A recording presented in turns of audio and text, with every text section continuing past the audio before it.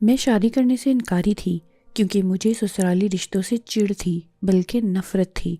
ایک بندے کے ساتھ کے حصول کے لیے کیا ڈھیر سارے فضول رشتوں کو قبول کروں؟ ان کی اچھی بری باتوں کو سہوں، ناروا رویہ برداشت کروں؟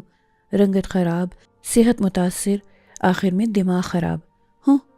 اس لیے میں نے فیصلہ کیا تھا کہ میں یوں ہی زندگی گزاروں گی، آزاد، من پسند، پرسکون، میری دانست میں۔ لیکن ہوتا وہی ہے جو منظور خدا ہوتا ہے، ہونی کو کون ٹال سکتا ہے؟ یا قسمت کے آگے سب بے بس ہو جاتے ہیں، وغیرہ وغیرہ۔ یہ سب کہاوتیں میرے آنگن کی دہلیز پر جمع ہو گئیں۔ جب عمران حیدر کا رشتہ میرے لیے آیا تو انکار کی گنجائش نہ بچی، اور میرے گھر والوں نے مجھ سے ہاں کروا کر ہی دم لیا۔ میں اپنی آزادی، رسالے پڑھنا، دیر تک سونا، موبائل اور نیٹ پر مصروف رہنا وغیرہ وغیرہ کے خاتمے پر سخت کبیدہ خاطر تھی۔ میں نے یہ فیصلہ کر لیا تھا کہ میں نے خود کو ستی ساوتری ثابت نہیں کرنا، سسرالی رشتوں کو سر نہیں چڑھانا۔ بھائی وہ میرے گھر آئے تھے میرا ہاتھ مانگنے، میں ان کے گھر تھوڑی گئی تھی ان کے بیٹے کا ہاتھ مانگنے۔ کوکنگ گزارے لائق تھی، omelette, half fry, boil egg, مزاج بھی بس ٹھیک تھا، اور میں نے فیصلہ کیا تھا کہ میں ایسے ہی رہوں گی۔ شادی کے تمام معاملات بخیر و خوبی سے انجام پائے تھے، نہ رسموں میں بدمزگی ہوئی، نہ حق مہر پر جھگڑا ہوا تھا، نہ بری میں آؤٹ آف فیشن کپڑے رکھے تھے، نہ ہی ولیمے پر میک اپ فضول کروایا گیا تھا۔ ہر چیز نفیس اور عمدہ تھی، سب نے تعریف کی۔ میں اپنے ہی غموں میں گرفتار تھی، منصوبہ بندی سسرال کے خلاف میں مصروف تھی، سو کسی اور طرف دھیان ہی نہ گیا۔ چند دن کے ناز نخروں کے بعد اصل زندگی کا آغاز ہوا تو میں نے گھر والوں کے 14 طبق روشن کر دیے، لگی لپٹی رکھے بغیر اپنا موقف بیان کر دیا، کچھ عملاً، کچھ لفظاً۔ دراصل میں بلا ضرورت بولتی نہ تھی، اور اس کا سبب میری کمگوئی نہ تھی، بلکہ میں صرف اپنی پسند اور اپنے مطلب کے لوگوں کو لفٹ کرواتی تھی، ورنہ گمسم بیٹھی رہتی۔ اور میری ساس کو میری اسی خوبی نے متاثر کیا۔ اب جو دلہن کو کفن پھاڑ کے بولتے دیکھا تو حیرت یقینی بنتی تھی۔ ایک نند اپنے گھر کی تھی، ایک دیور اور ایک نند پڑھتے تھے، سسر اور میرے شوہر جاب کرتے تھے، خوشحالی تھی، پیسے کی ریل پیل۔ میں خود کو بیڈ روم تک محدود رکھتی، کسی سے بات نہ کرتی، مجبوراً کلام کرنا پڑتا تو میرا انداز ایسا ہوتا کہ سوال کرتے جواب دیتی، میں سوال کرتی تو صرف جواب ملتا۔ میں اسے اپنی کامیابی سمجھتی۔ میرے پہننے اوڑھنے پر پابندی نہ تھی، آنے جانے کے لیے صرف شوہر کی اجازت لیتی۔ میری امی جو میرے خیالات پر ہولتی تھیں، مجھے ٹوکتیں، اب مجھے اس طرح عیش کرتے دیکھ کر خوش ہوتیں، دعائیں دیتیں۔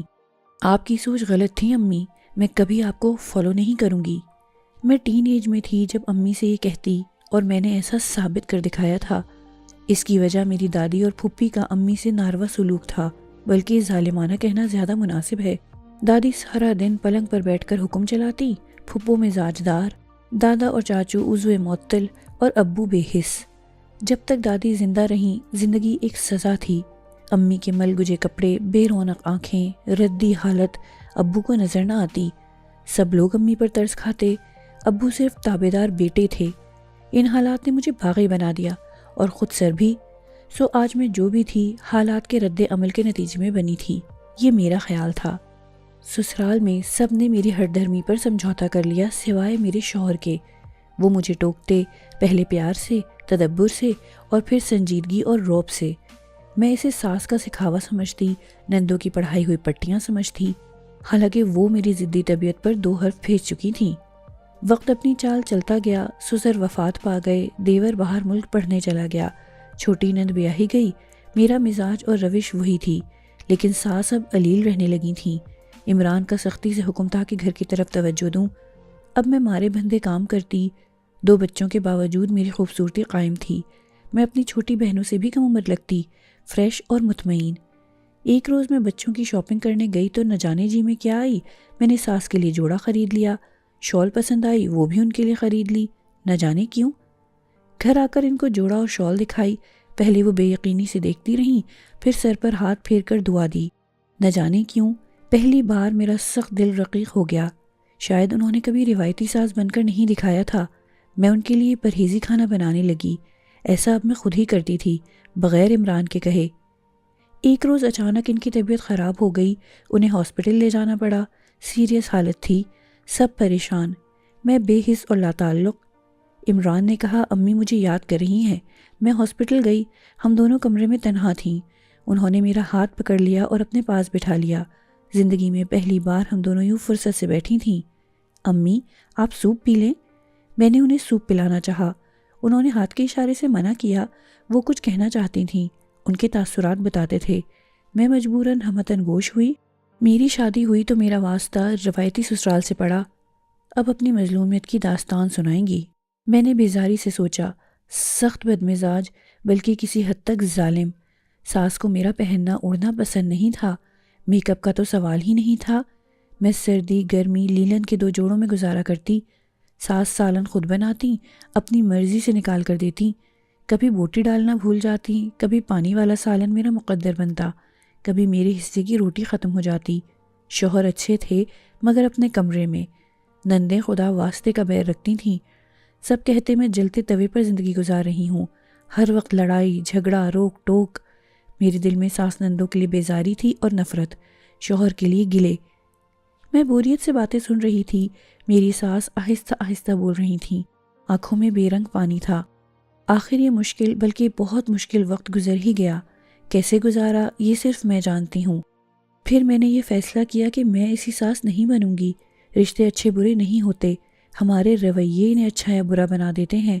اس لیے میں نے فیصلہ کیا کہ میں ایسی ساس نہیں بنوں گی۔ ساس کی وفات کے بعد بھی میرے دل سے ان کے لیے نفرت اور گلے ختم نہ ہوئے تھے۔ میں نے سوچا کیوں بیٹے اور بہو کی زندگی کے اچھے دن اپنے حسد اور جلاپے کی نظر کروں؟ میں شاید اچھی ساس نہ بھی بن سکوں مگر اچھی انسان تو بن سکتی ہوں نا۔ میں نے اپنی بیٹیوں کو بھی گھریلو سازشوں سے دور رکھا تھا۔ میں نہیں چاہتی تھی کہ ان کے ذہن پراگندہ ہوں۔ آج میرے بچے اپنے گھروں میں خوش ہیں یا مطمئن، لیکن میرا لحاظ کرتے ہیں، احترام کرتے ہیں۔ مجھے یقین ہے کہ مرنے کے بعد مجھے اچھے الفاظ میں یاد رکھیں گے۔ ان کا سانس پھولنے لگا۔ میں نے پانی پلایا اور کمر سہلائی۔ کافی دیر بیٹھنے کے بعد میں واپس آ گئی۔ نہ جانے کیوں میرا دل بوجھل تھا، شاید مجھے اپنی زیادتیوں کا احساس ہونے لگا تھا۔ جس طرح بعض اوقات برے لوگوں کو اچھے لوگ مل جاتے ہیں جو ان کو بدل دیتے ہیں، اسی طرح بہت اچھے لوگوں کو برے لوگ مل جاتے ہیں۔ جیسے میری ساس ایک مہربان عورت تھیں اور میں نامہربان بہو۔ ساس کی باتوں نے میرے دل پر اثر ڈالا تھا۔ میں روز ان کا کمرہ صاف کرواتی، کپڑے دھلوا کر رکھتی۔ اب میں ان کا بہت خیال رکھوں گی۔ میں روز تہیا کرتی۔ ان کے مثبت رویے نے میرا دل بدل دیا تھا۔